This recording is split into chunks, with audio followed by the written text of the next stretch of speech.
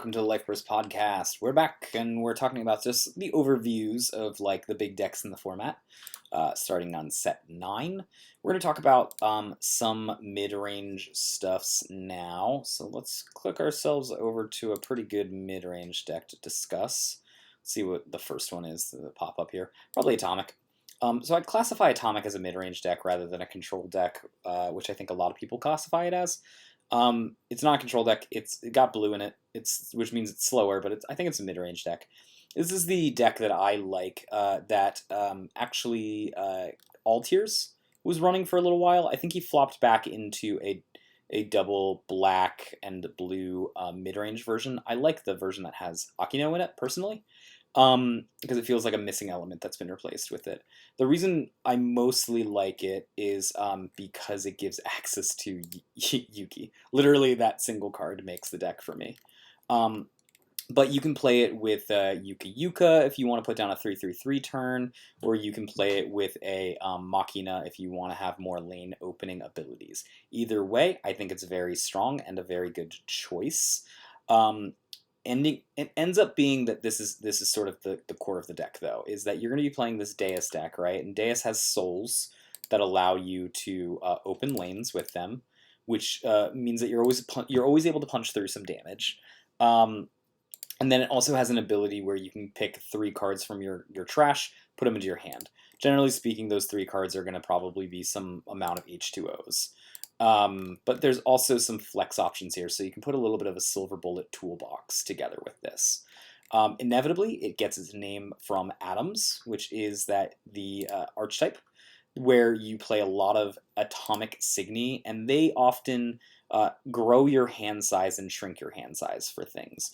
The most good ones, right, are PA, which shrinks your hand by 2, but gives a Signy -8,000 for free, versus a BP, which pays an Enter as well as makes you discard an Atom, and then you can give something -10,000, which is an incredibly high rate for these decks. Ogana is sort of a volunteer Atom, as she can discard a black card and then give something -3,000. So she's like a smaller PA. Outside of that, you're mostly using the inherent power of H2O, which whenever the Signy is risen, you can makes the opponent discard a card at random and draws you a card. This is just a lot of value in one small package. And then you're usually raising it with an H2O. I guess this is H2, and this is an H2O. And this card then will make your opponent discard a card at random. When it attacks, it's going to make your opponent discard a card, or you draw a card. It has a great life burst of drawing you 2 cards and then putting an Atom onto the field, which can be some of these Atoms that also stop damage, or can kill things. So you can block 2 lanes really with one life burst, which is really, really good. And it also is it's just really difficult to get rid of. When you see an H2O, you have to prioritize ways to get rid of it. Another thing that you can grow on is an Animirage. The more and more I played these types of decks, the more and more I actually liked playing Animirage on the H2s, just to get damage across. You need to do a pretty efficient damage in the early turn and the mid turns in order to win with this deck. If you don't do that, or you're denied those things, this deck actually becomes a lot harder to win with. Generally speaking, its nightmare fuel is if you see a Remember on the other side of the field, which Yuki is what's there for. Basically, if you turn Remember completely off into a vanilla, then the deck can function really well. The moment the opponent plays Remember, it's almost lights out for you unless you have a way to beat it. So you have to be constantly thinking about that if you're going up against a white deck.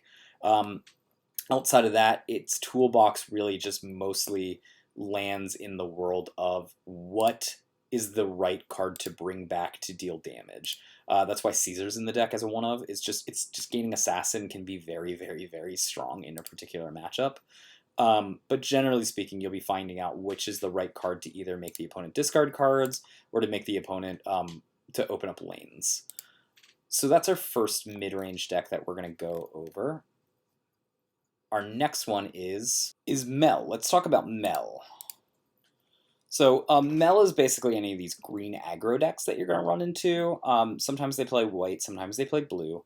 But overwhelmingly, you're basically going to see the composition of them being a green center or maybe a black center with a green assist, and they're sort of doing the same thing, which is enter charging, getting extra cards in hand through some amount of trash filtering, as well as just being sort of defensive and hard to get rid of. Inevitably, you're going to run into this basic same concept every time you see a green deck. And that's why I call them the green enter decks, the green enter mid-range decks. They lean a little bit like Esper decks do, Esper control decks do, where they have Super Celestia Saber, but they usually run Energy Door instead. Energy Door is really the key to understanding how their decks function. More or less, you get to pick 2 of the options here, or 3 of the options here. And depending on what they pick, you can get a feel of what this deck is doing. It's either enter charging you 2, but specifically a color of enter charge. It vanishes a level 3 or more, it draws you 2 cards, or it will, during your opponent's turn, put an Elrig shield out. And basically not take damage from the opponent's Elrig.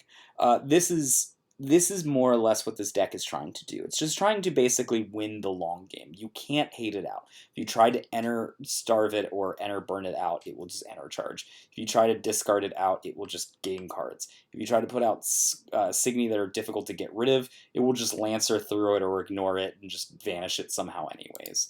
And this all sort of accumulates into Mel being probably one of the best versions of it. Aside from the coins, which just, let's pretend coins basically are just more enter in this scenario, kind of gives you the idea that this is just a green deck that gets more enter than normal. You also get all these souls, right? Which is this is a cool thing. I didn't know that these now pop up. The souls also help you, accessories also help you just deal with various situations. All of these accessories, the 10,000 power plus, the gaining Lancer or the being difficult to remove accessories, all help in this idea of just being utility. So Mel just has more and more utility than most Elrigs possibly do. This action of being able to attach it costs an enter, but again, you're in green, so you should be able to get some enter. And the once per game to shut down spells and action abilities, more relevant than you'd think it would be. You base it off with some kind of just normal bog standard Elrigs, probably the usual one stop utility, plus draw some cards, and 3-stop, right? Super Celestia Saber is a little interesting. In a lot of these control decks that run Super Celestia Saber, you basically should read it as get a white defensive Signy, some random black level 1, and more importantly, get a guard into your hand. Whereas in this deck, it actually reads get a utility level 1 white, normally, get removal in black, and then gain a guard, which is meme. It's the least important part of this. So it's more about the filtering, and you're doing a lot of enter charging on your turn. Enter charging on your turn. Once you use that enter, it's now in the trash, which means that you can now be recycled for either Super Celestia Saber, Energy Door, Machina Smash, or many other things that you can get out of the trash with things, maybe even Anna Mirage Life Burst. The deck itself basically functions as just being resilient to just any different type of hate the opponent can throw at it. The opponent's making you draw or discard a bunch of cards. Cool. Miracle Draw can help you draw cards. Coella can help you draw extra cards. Where's Coella? There's a bunch of, like, the opponent's making you enter a ton, or enter starving you or enter burning you. Cool. You have a ton of ways to get enter in the deck, so you're not running out of enter. Some of the stuff just life burst enter charges you as well. What's interesting is Bang is actually pretty good against discard, right? One of the best things that you can do against discard is sometimes have no hand, period. And converting cards that your opponent's trying to make you discard anyways into enter can be really, really strong. I've had games where on turn 1 or turn 2, I've had 8 enter in deck before with this. And it's like, what are you going to do? I've got the ability to lie in disrespect for full value at all points of times in the game. And then again, like, it's like, all right, so the opponent, hello train. The opponent's trying to make it so that they stop taking damage. Okay, you've got the amino acid to stop that from happening. You've got the remembers to tax life, right? You've got they've got Machinas in order to stop damage dealing. Okay, so you've got the Donnas to make a full army of 13Ks if needed, the amino acids to help avoid that as well. and you have a thing that allows you to get 10k, so you can do a 22,000 Phalaris, and then also still do a 22,000 Donna. You can give things Lancer to pierce straight through, to not care that they have Exias, for example. There's a lot of different ways to do this. If I was going to say anything about the green mid-range Enter decks, it's that they have a lot of resilience and a lot of flexibility, and that's sort of their keys. The things that they're weak against, however, is they're pretty immovable in what they do. They have a lot of resilience, they have a lot of flexibility, but they don't really have very much else going for them. They don't have a lot of power. They don't have a lot of cost efficiencies, right? They don't have any combos. They don't have a ton of synergies. This is just sort of good cards shuffled together. And it can break at the seams if you apply the right pressure in certain ways. If, for example, you see that they have the Immuno Acid in their trash, well, that means you're free to Machina Smash them, these kinds of things. So you look at this kind of stuff to take them down. Generally speaking, that's your two mid-range decks that you're going to run into. Occasionally, you're going to run into some other mid-range decks, like, for example, white mid-range decks or black mid-range decks that also exist. I think a lot of the times the black mid-range decks are going to lean with green or lean with white and end up being a white mid-range deck or a green mid-range deck anyways. But that's just my thought on the matter.